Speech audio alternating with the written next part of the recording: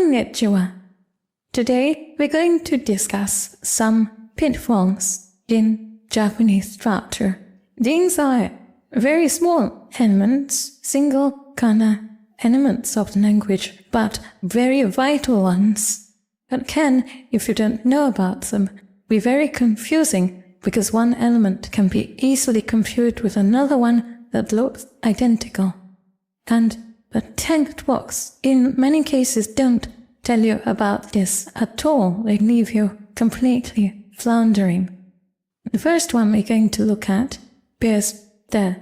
Now, de, as you know, it is a logical particle. It has a very clearly defined use, which we introduced in lesson 8b. Like all logical particles, it marks a noun, and it tells us that that noun is the place where an action took place, or the means by which an action was done. However, there is another de, which is not a particle, which is also used very frequently in Japanese, and the textbooks make no attempt to distinguish these two completely different but identical looking elements. The first time most of us will meet the second of these des is in the use of adjectival nouns, which are very confusingly and misleadingly called na-adjectives by the textbooks. So if we say, Sakura ga kirei de yasashi ni, what we're saying is that Sakura is pretty and kind. Kirei is an adjectival noun. If we want to say the flower is pretty, we say hana ga kirei. And if we want to say the pretty flower, we have to put kirei on the other side of the flower, so we say kirei na hana, and that na, as we know, becomes the connective form of da. That if we want to say Sakura is pretty and kind, we can't use da, and we can't use na, but we do have to use the copula. What we use now is the connective form of copula. That is to say it's te form, and the te form of da is ga. So if you say Sakura is beautiful and kind, this is a true adjective, an a adjective, and we use the te form to connect it. We say Sakura ga tsukushiku te yasashi. If it's an adjectival noun, we still have to have the copula, so we say Sakura ga kirei de at the te form of the copula.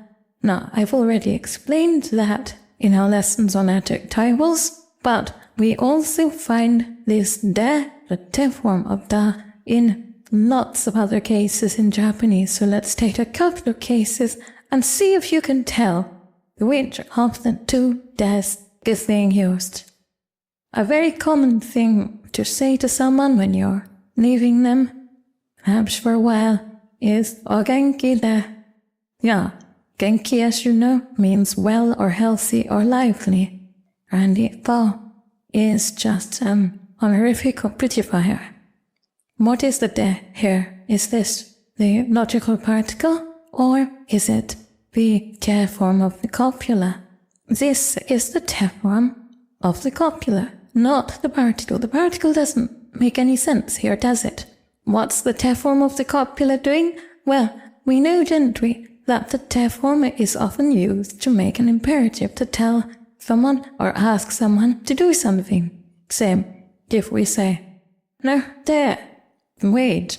This is kind of short for matte kudasai, and we're asking someone to wait. Matte, wait. Now, it's exactly the same with de, which is the te form of the copula. So, genki da means is genki. Someone is genki. Someone is healthy or lively. Genki de, yes, telling them to be genki or lively. O genki de, be healthy, be lively, keep up the good spirits. Right, so here's another one. Buji de yokata is another very common expression, and it means I'm glad that you're alright.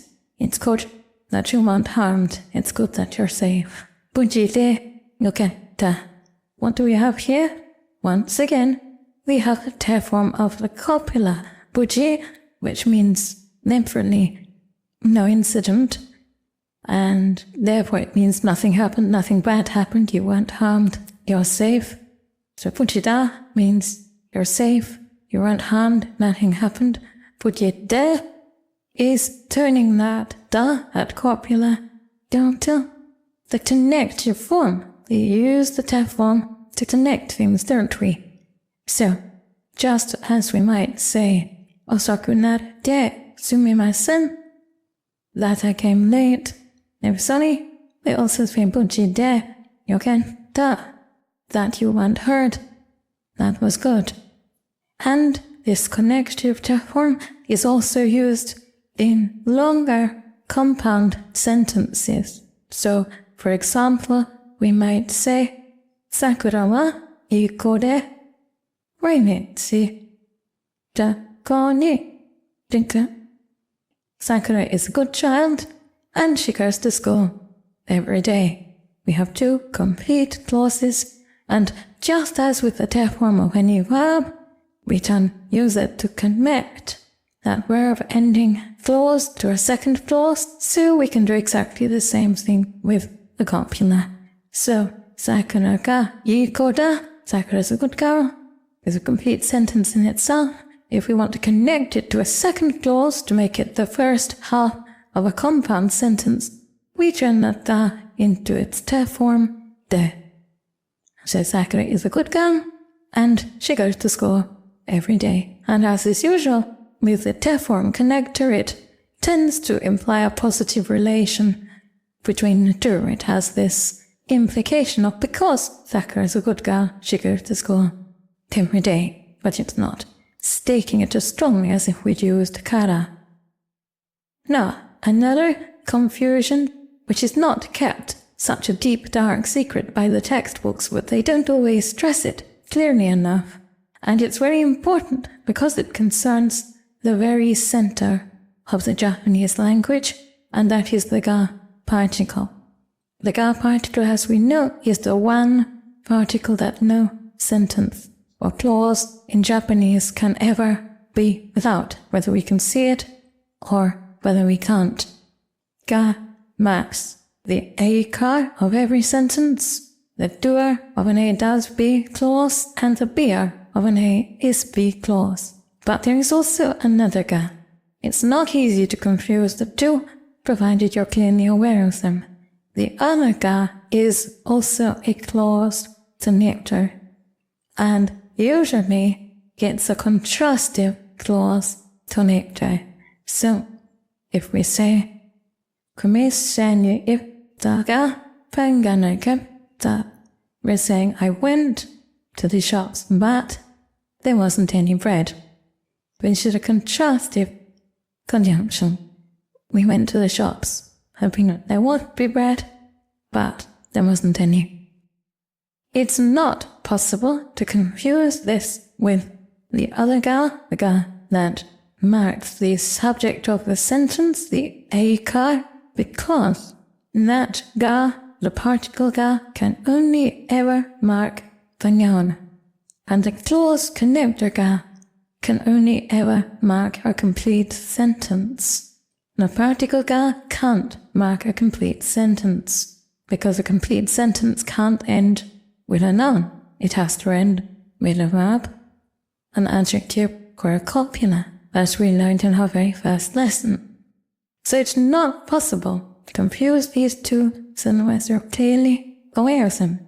One more thing that we should note is that ga doesn't have to be contrastive.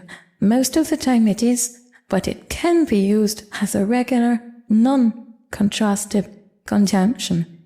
It's worth knowing that, because if you see it connecting to clauses, and it doesn't seem to be any contrast there, you don't have to rack your brains to find the contrast. Occasionally, it is used in a non-contrastive manner.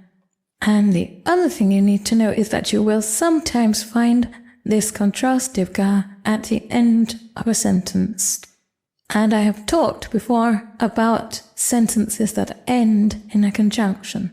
Strictly, they're not complete because what they're doing is implying a following clause. Ga at the end of a sentence is often a politeness because ga is in fact more polite than dedo or demo, the other ways of saying but. So if we said something like kohi da hoshii da, coffee is want making to me, and then you added ga. And what that ga is doing is saying but. And it's implying a second clause, but not stating it. So, kohi ga hoshii ga means something like, I would like coffee, but if it's any trouble, please don't try to get me any coffee. Or something along those lines. The last one we're going to consider is less common, but if you're reading any amount of Japanese, you're going to come across it pretty soon, and that is ni. Now, we know ni, it's again a logical particle, it's the targeting particle, and I've done a whole video on this because it's an important and complex particle, but there is also another ni. And this other ni, which is a slightly old usage, and it comes from older Japanese, it means the same as to. It can be used to and together two nouns or a list of nouns. So in the folk tale, Beauty and the Beast, when the father asks one of the Nesquik sisters what she would like him to bring back for her, she says, Kutsu ni yubi wa ni boishi. She's saying she would like shoes and a ring and a hat. So this ni can be used to and together two things or a list of things, and it's completely different from the particle ni. It's a little bit literary, so you're more often going to see it in written Japanese, but if you don't know that it's there, you can spend a long time puzzling over what ni means in these contexts. It's also more commonly used in the expression sore ni, which means furthermore or in addition to that. But as you can see, this is made up of sorry, which means that, plus ni, not the particle ni, but the ni that means and. So, have you seen any apparent particles or parts of Japanese that don't seem to be doing what they ought to be doing? If so, put them in the comments below, and I will do my best to clear up the problem. If you have any other questions or comments, please also put those in the comments below. And I'm an answer as usual. I'd like to thank my gold Kokeshi patrons, my producer angels who make these videos possible, and all my patrons and supporters on Patreon and everywhere. You'll find a list of my red Kokeshi patrons in the information section below. And I'd like to thank you for attending this lesson. Kore kara mo yoroshiku onegai shimasu. Trust is me.